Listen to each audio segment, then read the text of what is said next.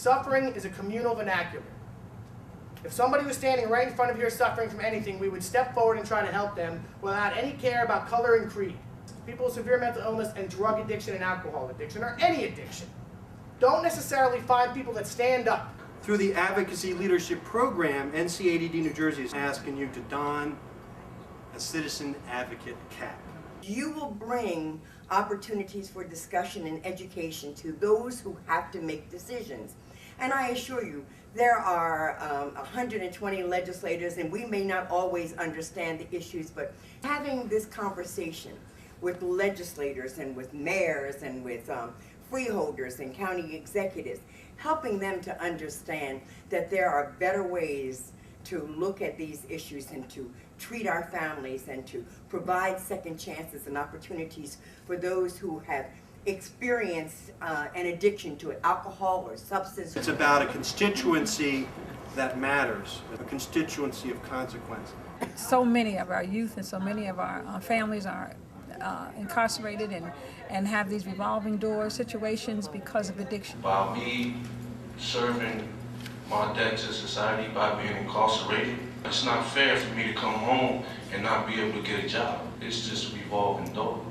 I go back outside in society, I can't get a job, that leads me back to whatever I was doing. Because the legislation has not changed over so many years, where again they're just looking at it as a punishment, and we know that it's an illness and a sickness that needs treatment. I see the inequity. I see that there's the discrimination and the unfairness, and I just thought instead of just talking about it, this would be an opportunity to be a part of something that could elicit change, because it's definitely needed. I know a large community of recovering people, and I really feel that it's very, very important for changes to occur. Government doesn't know it all, even though sometimes we think we do, and we certainly can't do it all.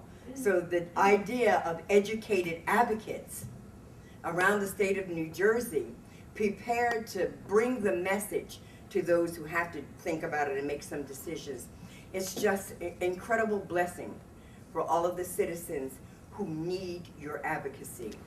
That's the role of government, and that's the role of the goodwill of individuals who want to work with government, and that is to stand in the gap for those who are the voiceless. I applied for the Advocacy Leadership Program to actually network with individuals in my legislative district to make a greater impact. We can all sit around and talk about it, but until we take action, that's why I'm here. I want to be a part of the catalyst for change. I want to be a voice for the voiceless. I believe we can do it, because if I believe I can do it, I will. What about additional skill building? How to approach our representatives. Talking to legislators. Power writing. Building out core teams. Mechanics of legislation.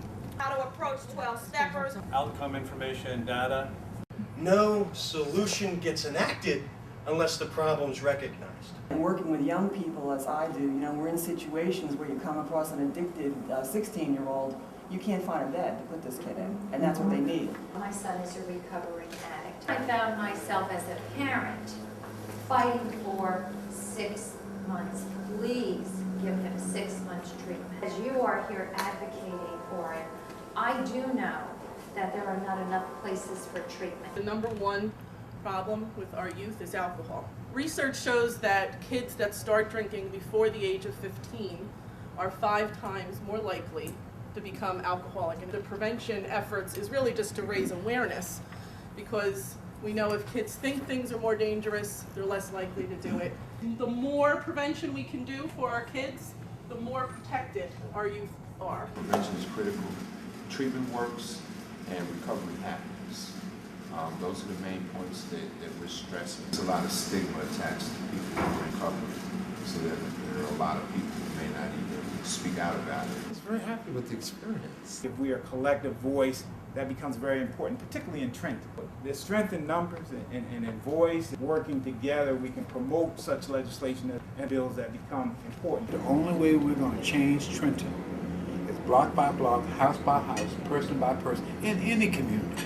Changing norms, to changing people's minds, to giving information. Never underestimate your own power of one person infusing the catalyst that we'll need to go back into our respective districts, but also our collective districts, to actually move our agendas forward, but more importantly, to impact the lives of the residents of New Jersey. Don't try to do it on your own. Do it with us. We need you. We need you. Will you come? Will you join us? It's really been very, very informative and educational for me. And I really learned a lot. And I'm really, really glad that I came. We have a group of citizens and residents of New Jersey that are part of the National Council on Alcoholism and Drug Dependence of New Jersey, their Leadership Advocacy Program.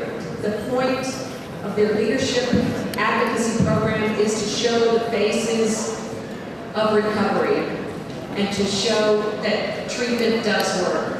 Thank you very much.